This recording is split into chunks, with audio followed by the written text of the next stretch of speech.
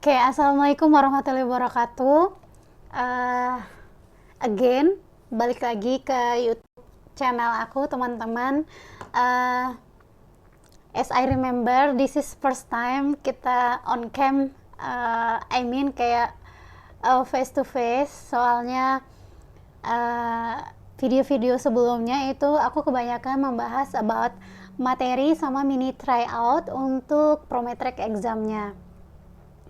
Jadi video ini aku bikin since ada beberapa teman-teman 2, 3, 4 lah gitu tanya via DM di Instagram aku, terus ada beberapa juga komen di YouTube section aku. Jadi mungkin buat teman-teman yang belum pernah ada gambaran sama sekali, atau mungkin sudah dapat informasi tapi mungkin masih mau mencari informasi lebih lengkapnya, how to get a job in Middle East as a professional midwife.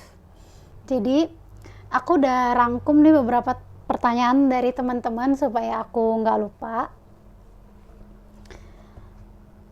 So yang paling sering ditanyain itu, if we want to work in Middle East, should be with agent or we can looking the job by ourselves? Oke, ini pertanyaannya lumayan sering.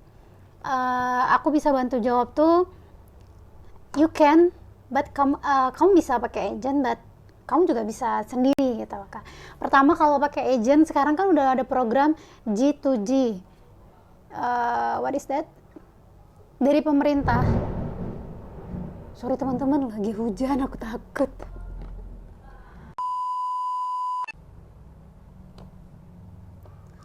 Oke teman-teman, aku balik lagi record. Tadi emang guruhnya itu benar-benar menggelegar, jadi aku sempat kayak wah, takut ada korslet listrik atau gimana gitu ya. Oke, back to pertanyaan nomor 1 about apakah pakai agent or no. So disclaimer dulu ya, Middle East yang aku maksud di sini, yang beberapa itu yang aku tahu untuk prosesnya itu mirip-mirip. Pertama, Kingdom of Saudi Arabia, Kuwait, Oman, Bahrain, what is that? Egypt, Dubai, Bahrain. Aku udah bilang belum? Itu mirip-mirip. So, pakai agent atau enggak? Bisa pakai agent, bisa enggak? Kalau mau pakai agent, sekarang udah ada namanya program pemerintah yang G2G, government to government. Jadi ada kerjasama dari ministry kita ke ministry negara-negara di Middle East. Terus yang kedua, kalau pakai agent sekarang tuh banyak agent-agent yang bantu teman-teman untuk kerja di sana. Ada, kalian bisa cari di Instagram, di Google, Facebook, maybe I think. Aku pernah lihat ada 1, 2. Kalau enggak, nah caranya kalau enggak itu adalah kalian bisa kontak langsung ke hospitalnya atau kliniknya atau primary health care-nya, kayak puskesmasnya atau kliniknya atau rumah sakitnya, terserah mau jenis apapun itu. Tapi ada juga yang walk-in interview. Jadi waktu itu di hospital tempat aku kerja di ministry, ada rumah sakit, salah satu rumah sakit ibu dan anak, dia walk-in interview. Jadi mereka yang datang sendiri ke kayak misalnya ke Filipina atau ke India kayak kemarin. Terus ada juga pernah ke Indonesia walk-in interview di Jakarta. Gitu ya. Jadi itu kalau untuk pertama sekali, menurut aku better teman-teman itu pakai agent atau ikut program pemerintah. Why? Karena kan pertama sekali, jadi harus ada what is that? Kalau misalnya if something happen to you guys di sana, kan kita masih ada yang menaungi gitu. Kalau sendiri kan kalian agak tricky lah gitu. Oke. Yang kedua, dokumen. Nih banyak juga nih ditanyain dokumennya apa aja nih Rim gitu. Oke. Yang pasti dokumen yang diperlukan itu adalah ijazah. Ijazah itu kalau misalnya teman-teman bidan atau perawat, kalian from D3, diploma 3 and then extension to ekstensi. Maksudnya lanjut sekolah ke diploma 4 atau ke S1 sarjana terapan kebidanan atau sampai profesi bidan atau profesi nurse. Itu ijazahnya dari D3 sama D4 digunakan. Karena buat kalau kita upload D4-nya aja, mereka di sana itu kan sistemnya nggak ada yang kayak kita yang dari D3 ke D4, kan sistem pendidikan internasional itu kan beda-beda ya negara itu. Jadi menurut mereka itu kita ya kalau misalnya mau spesialis gitu. Kalau oke, back dulu ya. Jadi kalau sarjana itu sebutannya spesialis. Kalau D3 nanti kerjaannya itu dia bagian technician. Itu juga mempengaruhi gaji. Jadi karena sekarang itu rata-rata kalau bekerja di under Ministry of Health itu rata-rata dia harus S1. S1 aja, D4 aja atau S1 profesi itu sebutannya tetap spesialis.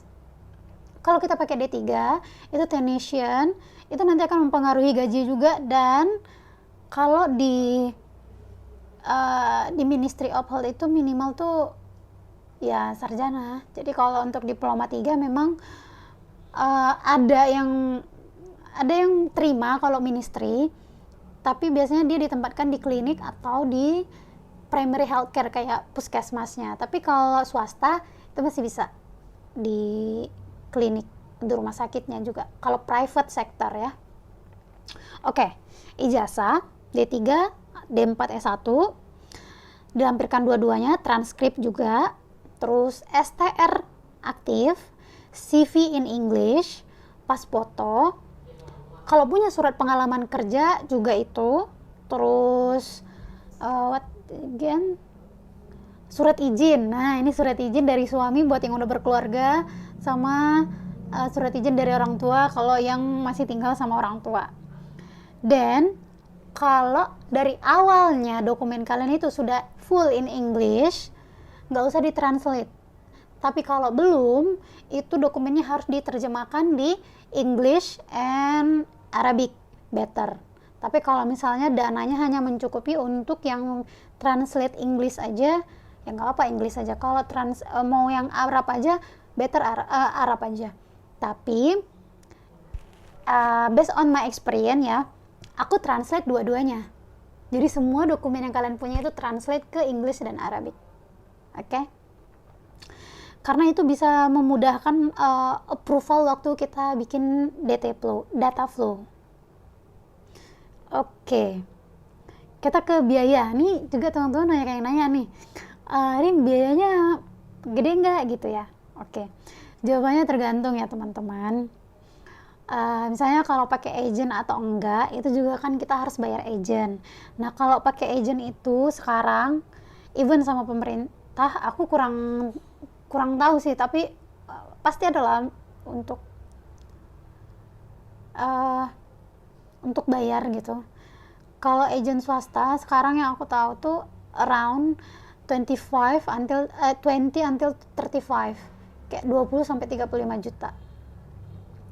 Terus biasanya itu ada yang include dokumen kita tadi udah ditranslate sama mereka, sama agent. Ada juga yang kita yang translate. Terus kalau misalnya kita mau translate sendiri, itu biayanya 50.000 sampai 150.000 per lembar.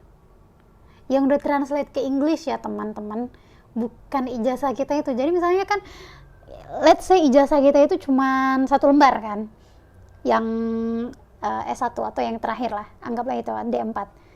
Itu ditranslate bisa 2-3 lembar. Jadi ya kalau jadi 3 lembar 150.000 gitu. Hitungannya kayak gitu. Dan ini ditranslate-nya harus ke apostil. Jadi terjemahan tersumpah. Ada cap ininya. tapi nggak perlu dilegalisir di Kemenkumham sama di Kemendikbud atau apa gitu, nggak perlu. Oke, next. Biasanya juga perlu biaya untuk les bahasa Inggris. Karena kan kalau kita kan jarang tuh pakai bahasa Inggris, tapi kalau teman-teman udah fluent, udah like really mengalir aja bahasa Inggrisnya, it's good. Jadi nggak perlu ini lagi. Karena di sana tuh kan at least pada saat interview teman-teman sama user harus tahu tuh blood pressure tuh from normal range-nya berapa. Kita harus sebutin what is the range of normal blood pressure. Example mereka nanya gitu kan, you should answer 120/80 kayak gitu. Terus jadi minimal juga kita udah agak fasih gitu, ada beberapa istilah penyakit dalam bahasa Inggris gitu. Saya kayak pain, misalnya kan kayak orang, kita kan bidan nih, saya kan bidan, ya datang ke kita untuk kelahiran, itu sebutannya apa? So patient came to us as a labor. Nah, jadi kan posisi labor gitu kan. Cervix 1 to 2 cm and then effacement. Kan effacement apa? Oh, penipisan gitu ya kan. Terus ada biaya yang, nah ini nih teman-teman, persiapannya itu kayak ada istilah di mana bumi dipijak, di situ langit dijunjung. Oke. Jadi pakaian kita juga harus mengikuti budaya-budaya Timur Tengah. It means kita harus beli abaya, teman-teman. Abaya itu kalau di Indo kan ya kita cari lah yang range murah, ada kayaknya under 100.000. Kan nggak sering-sering juga pakai abaya. At least beli 2-3. Terus beli skincare, teman-teman. Kenapa? Karena di sana itu apa ya, banyak produk KW, dan ini based on my experience ya teman-teman. Terus aku kurang cocok dengan skincare di sana tuh, ya gitu deh, maksudnya tipe kulitnya nggak cocok di sana tuh, terlalu kayak keras apa gimana gitu, panas mukanya. Terus aku juga, kalau aku pribadi pada saat itu aku spending much money ke makanan. Why? Karena aku eternity later.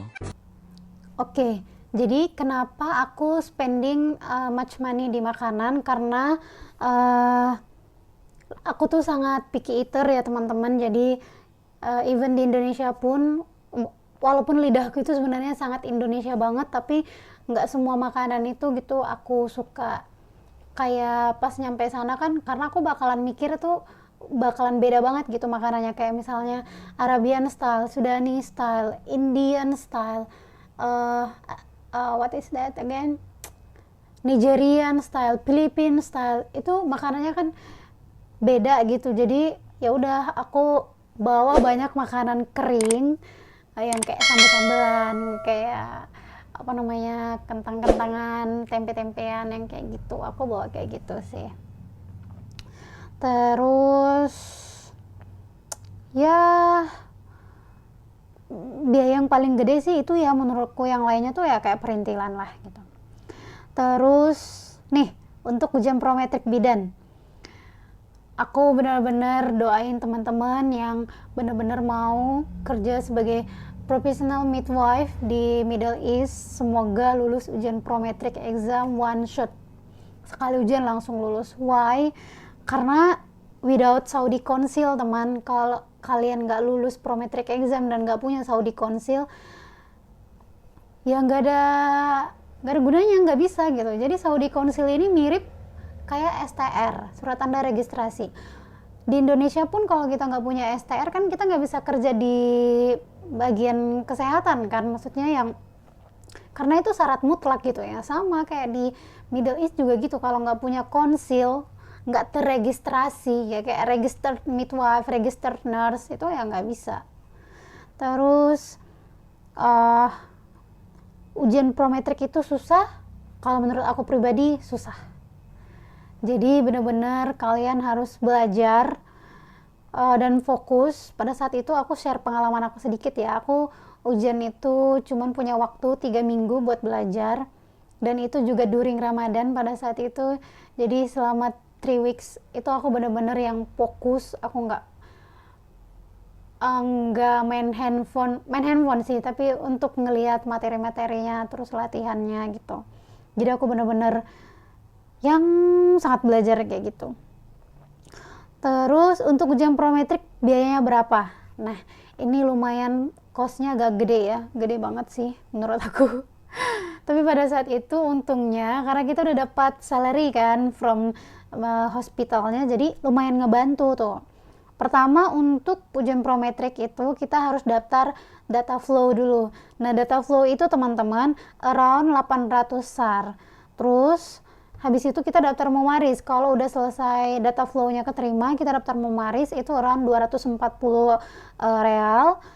Setelah mumarisnya diterima, kita dapat eligibility buat ujian itu around 900 real.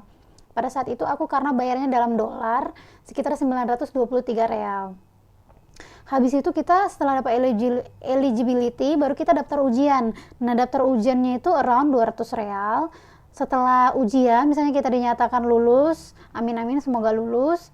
Terus kita bayar untuk sertifikatnya, untuk sertifikat yang menyatakan bahwasanya kita sudah registered midwives as a specialist or technician. Itu around 180 sampai 200 real as I remember ya, aku lupa ingat, atau sampai 240, tapi ya sekitar segitulah, aku lupa. Terus kalau misalnya itu dirupiahkan, kalau kurs sekitar 4.000 itu sekitar ya 10 juta sampai 12 jutaan. Itu kalau lancar ya teman-teman. Tapi kalau misalnya ada gagal atau rejected pas data flow-nya, apa ya aku bilang kan, kita harus apply lagi gitu. Tapi kalau data flow sih rata-rata tuh keterima, cuman memang agak proses sedikit lebih lama kalau dia bekerja di pengalaman pekerjaan kalian itu di sektor NGO, jadi itu lumayan lama sih. Yang sering bermasalah itu di daftar mumaris teman-teman. Jadi temanku itu dulu kita orang Indo pada saat itu sekitar 25 orang, dan yang maksudnya itu lurus aja gitu loh daftar mumarisnya itu mungkin sekitar ya 4 sampai 5 orangan lah kayak gitu, 4 ya, sampai 8 orang mungkin. Selebihnya itu pasti bermasalah pada saat misalnya jumlah SKS di transkrip nilainya itu nggak cukup menurut si pihak mumarisnya, tim mumarisnya. Terus ada juga yang kampusnya nggak ada di daftar mumaris itu, jadi dia harus add new qualification lagi. Atau misal kampusnya ada, jurusannya yang nggak ada, jadi add new qualification lagi, itu harus bayar lagi. Itu juga kalau langsung keterima. Jadi beberapa temanku itu sampai yang kayak 3 kali bayar, bayangin 180 real 3 kali bayar itu lumayan loh, lumayan banget. Karena kan di sana kan kita looking for money gitu, kenapa kita harus spend money too much gitu kan. Jadi kalau sekarang kan persyaratannya itu sudah harus mempunyai Saudi Council. Kalau untuk ke Saudi sudah harus mempunyai Saudi Council di Indonesia. Terus ya kalian kira-kira sendiri lah, mungkin sekitar segitu ya biayanya. Ujian di Indonesia itu bisa, as I remember ada di Jakarta di daerah Kuningan, aku lupa tower apa gitu. Sama temanku pernah ujian di Malaysia, dia ngambil ujiannya di Malaysia, bisa. Terus apa lagi ya, mungkin di video selanjutnya aku bakalan bahas tata cara untuk daftar data flow sama mumaris. Kalau video kali ini cukup sekian. Terima kasih buat teman-teman dan semangat. Jangan lupa like, komen, dan subscribe-nya supaya aku makin semangat buat sharing-sharing how to work in Middle East as a professional midwife di video berikutnya. Terus buat teman-teman yang mau belajar prometrik dan fokus, aku punya grup Telegram membahas mini tryout dan materi-materi, kita bisa bebas diskusi. Terus aku juga punya program buat teman-teman yang mau belajar Zoom meeting, ada 8 kali pertemuan, kalian cukup bayar 199k aja. Terus kalau cuma mau e-booknya aja sama ikut di grupnya itu cuma 75k aja.